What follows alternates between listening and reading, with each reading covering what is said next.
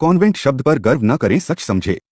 Britain में एक कानून था, लिव इन रिलेशनशिप, बिना किसी वैवाहिक संबंध के एक लड़का और एक लड़की का साथ में रहना। जब साथ में रहते थे तो शारीरिक संबंध भी बन जाते थे, तो इस प्रक्रिया के अनुसार संतान भी पैदा हो जाती थी, तो उन संतानों को किसी चर्च में छोड़ दिया जाता था।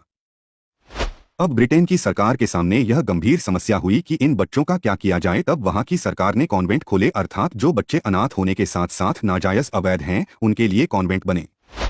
उन अनाथ और नाजायज बच्चों को रिश्तों का एहसास कराने के लिए उन्होंने अनाथालयों में एक फादर, एक मदर, एक सिस्टर की नियुक्ति कर दी, क्योंकि ना तो उन बच्चों का कोई जायज बाप है ना ही माँ है, तो कॉन्वेंट बना नाजायज बच्चों के लिए जायज। इंग्लैंड में पहला कॉन्वेंट स्कूल सन 1609 के आसपास एक चर्च में खोला गया था, जिसके ऐतिहासिक तथ्य भी मौजूद हैं।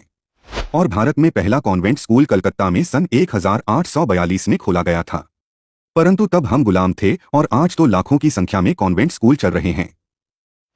जब कलकत्ता में पहला कॉन्वेंट स्कूल खोला गया, उस समय इसे फ्री स्कूल कहा जाता था। इसी कानून के तहत भारत में कलकत्ता यूनिवर्सिटी बनाई गई, बम्बई यूनिवर्सिटी बनाई गई, मद्रास यूनिवर्सिटी बनाई गई, और ये तीनों गुलामी के जमाने की यूनिवर्सिटी आज भी इस देश में हैं। मैकाले ने अपने पिता को एक चिट्ठी लिखी थी, बहुत मशहूर चिट्ठी है।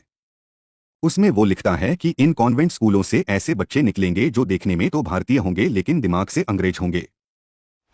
इन्हें अपने देश के बारे में कुछ पता नहीं होगा, इनको अपने संस्कृति के बारे में कुछ पता नहीं होगा, इनको अपनी परंपराओं के बारे में कुछ पता नहीं होगा, इनको अपने मुहावरे नहीं मालूम होंगे। जब ऐसे बच्चे होंगे इस देश में तो अंग्रेज भले ही चले जाएं, इस देश से अंग्रेजियत नहीं जाएगी। उस समय लिखी चिट्ठी की सच्चाई इस देश में अब साफ साफ दिखाई दे रही है।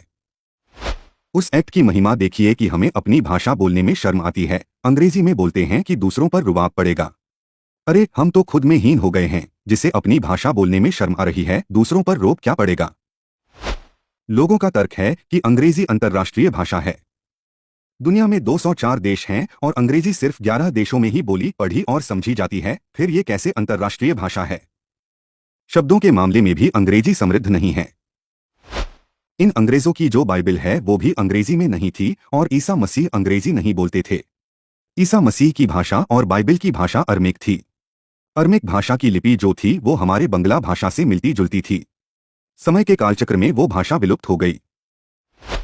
भारत देश में अब भारतीयों की मूर्खता देखिए, जिनके जायज माँ बाप, भाई बहन सब हैं, वो कॉन्वेंट में जाते हैं, तो क्या हुआ, एक बाप घर पर है और दूसरा कॉन्वेंट में, जिसे फादर कहते हैं।